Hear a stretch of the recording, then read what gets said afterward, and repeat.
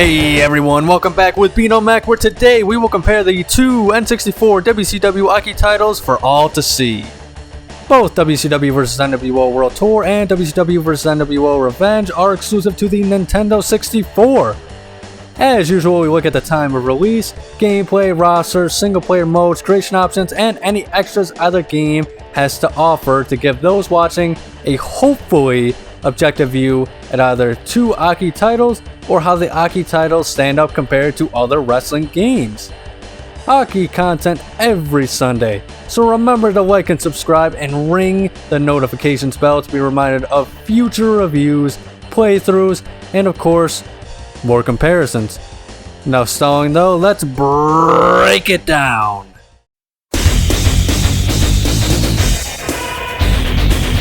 Both of these games were released very early on in the Nintendo 64 lifecycle, and they were both the best-selling wrestling games overall on the console itself.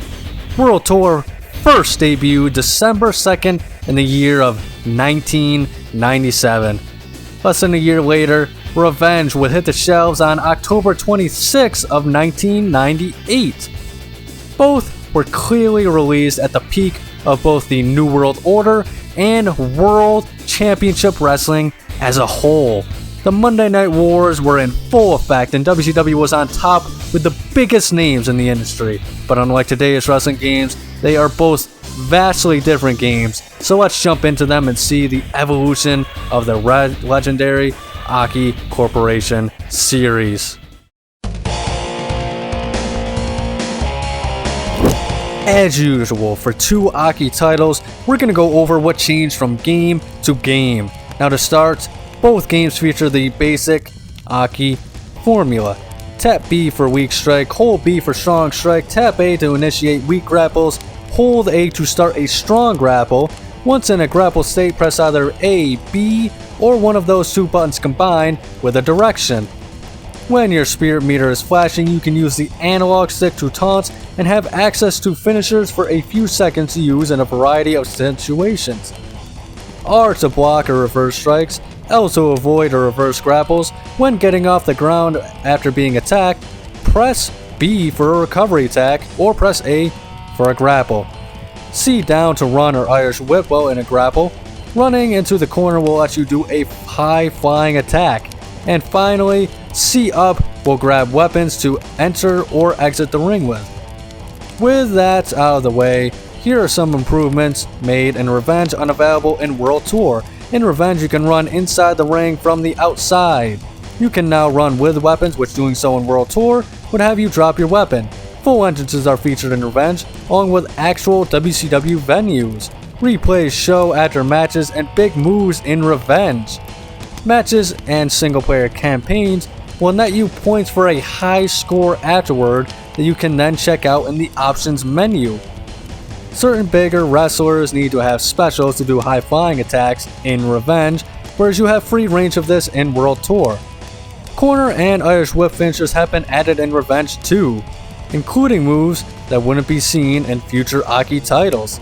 And finally, the biggest gameplay difference is the inclusion of combo meters. Strong grapple with certain superstars like Eric Bischoff or Goldberg, and then press B to start unleashing powerful strikes to beat down your opposition. So a lot has changed from game to game to create varied experiences.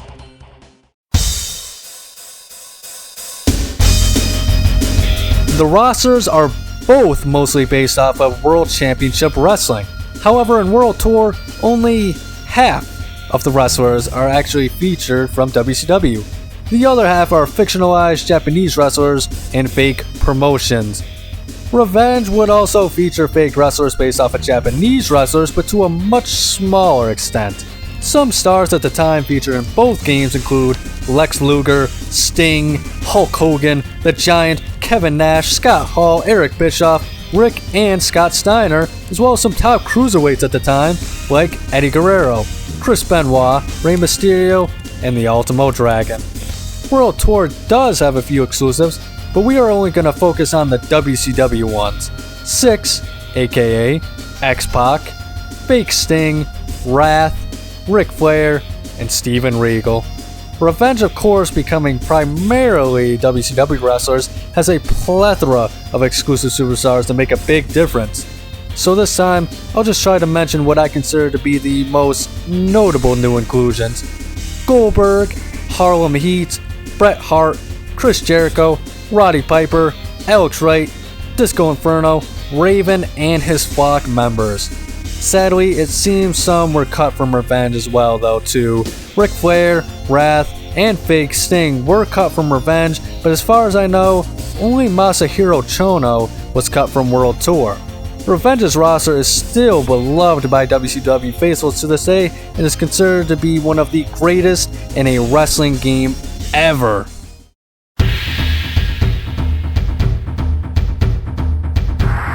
The career modes are identical in this game. League Challenge is from World Tour. You choose a belt from one of 4 promotions in the game and defeat all contenders before a final match with the champion. Completing a bout in a promotion, whether it's the heavyweight, tag team, or cruiserweight, unlocks a new wrestler. Diamond Dallas Page for WCW. Macho Man Randy Savage for the New World Order. Wrath for the Dead or Alive promotion. And finally, Glacier for the Independent Union. Once you beat all heavyweight paths, you unlock the heavyweight world title and face Joe Bruiser, aka Muhammad Ali. Beating all cruiserweight paths unlocks the super cruiserweight path, and the champion is the Black Widow, based on Manami Toyota and the only female wrestler in the game. For most belts, you'll have like 5 or 6 matches, but then once you enter the whole world wrestling title paths, you have what feels like 15 to 20 matches, making it a slog to get through. In Revenge, we have Championship, which follows the same premise, but only WCW belts are available. Each path is 10 matches, and each belt unlocks new wrestlers. Roddy Piper for the World Heavyweight, Kurt Hennig for the United States Heavyweight belt. The Tag Championship path unlocks Meng and the Barbarian. The Cruiserweight title unlocks Billy Kidman. And finally, Mortis/Chris Kanyon is the reward for the TV title. Once completed, there isn't any real reason to replay these modes. In Revenge though, we at least have the option to defend and increase our high score for the records, but that's all. Par for the course at the time.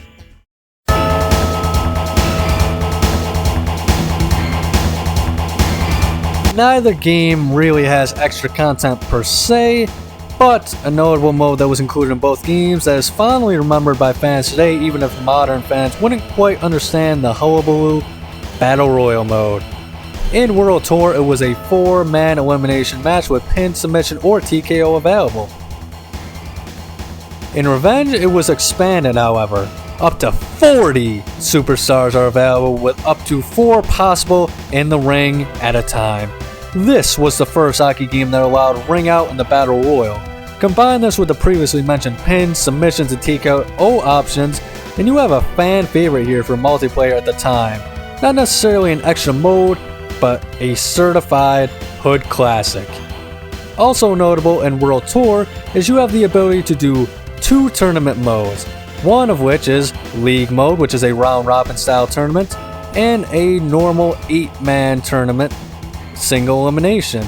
And finally, exclusive to World Tour once again, you have the option to do WCW versus nWo, which is up to 5 wrestlers for each team, where you select 5 superstars for WCW and 5 superstars for the nWo faction, and they go head to head in one-on-one matches until one team is left standing.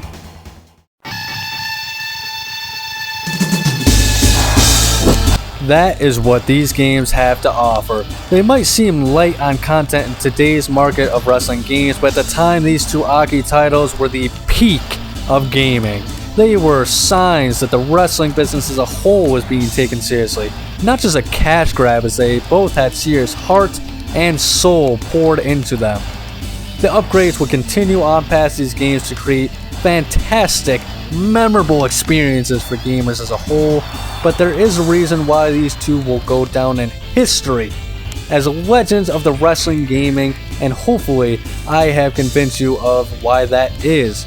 If enjoyed, please leave a fat like and subscribe for more Aki content.